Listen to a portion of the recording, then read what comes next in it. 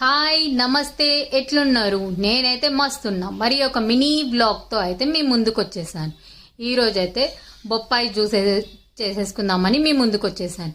Juice అయితే ఈరోజు నేనైతే ఈ బోనాలు ఇవన్నీ వల్ల ఈ మధ్య చికెన్ అవన్నీ చెప్పేసి బాగా తినేసేసాను. ఇక మళ్ళీ డైట్ని స్కిప్ చేయొద్దని చెప్పేసి అయితే ఈరోజు మళ్ళీ బొప్పాయితో అయితే స్టార్ట్ చేసేసాను. కొంచెము డైట్ని అయితే మళ్ళీ ఫాలో చేద్దామని చెప్పేసి. బొప్పాయిలో అయితే మనకు చాలా యూసెస్ ఉంటాయి కదా, అదేందో తెలిసేసుకుందాం. అండ్ ఈరోజు ఆఫీస్ నుంచి వచ్చేటప్పుడు అయితే బొప్పాయి తెచ్చేసుకున్నాం. మనకు బొప్పాయిలో అయితే విటమిన్స్ అయితే చాలా ఉంటాయి. ఏ అండ్ సి మరియు ఈ పొటాషియం, మెగ్నీషియం మరియు ఫైబర్ వంటి పోషకాలు అయితే పుష్కలంగా మనకు దొరికిపోతాయి.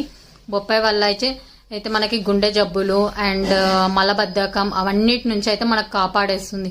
బొప్పాయి తోటి ఆకులతో కూడా మనకు ఎన్నో యూజెస్ ఉంటాయి తెలుసు కదా. బొప్పాయితో అయితే మనకు డెంగ్యూ అలాంటి ఫీవర్స్ వచ్చినప్పుడు బ్లడ్ ప్లేట్స్ పడిపోతున్నప్పుడు అయితే మన తాత ముత్తాతల నుంచి వస్తుంది. ఆకులను ఆకు జ్యూస్ తాగుతూ ఉండడం వల్ల అవి బ్లడ్ ప్లేట్స్ అయితే పెరుగుతాయని చెప్తూ ఉంటారు. ఈ బొప్పాయి జ్యూస్ వల్ల అయితే చాలా యూజెస్ ఉన్నాయి మనకైతే. అండ్ నేను మా అమ్మ అయితే ప్రిపేర్ చేసేసుకొని తాగేద్దామని నేనైతే 2 cups జ్యూస్ తాగేసేసాను.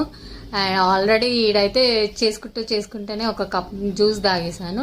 ఇక మా అమ్మకు కూడా చేపిస్తున్నాను. స్కిన్ కూడా చాలా మంచిది, మనకు డైటింగ్లో కూడా చాలా యూజెస్ ఉంటాయి బొప్పాయి వల్ల అయితే. అండ్ బొప్పాయిలో విటమిన్స్ అధికంగా ఉంటాయని మనకు తెలుసు కదా. అలాంటప్పుడు ఇలాంటి ఫ్రూట్ని మనం న్యాచురల్గా తీసుకోవాలి. ఎలాంటి టాబ్లెట్స్ అలాంటివి ఏం యూజ్ చేయొద్దు. అండ్ 2 cups అయితే బొప్పాయి జ్యూస్ తాగేద్దామని ప్రిపేర్ అయిపోయాను నేనైతే. చాలా బాగుంది బొప్పాయి. కొందరైతే పాలు అవన్నీ మిల్క్ షుగర్ అవన్నీ యాడ్ చేస్తారు. పిల్లలు అయితే కాదు కదండి, మనమైతే న్యాచురల్గా తాగుదామని ఇలా ప్రిపేర్ చేసాం. Subscribe and like and share చేయండి.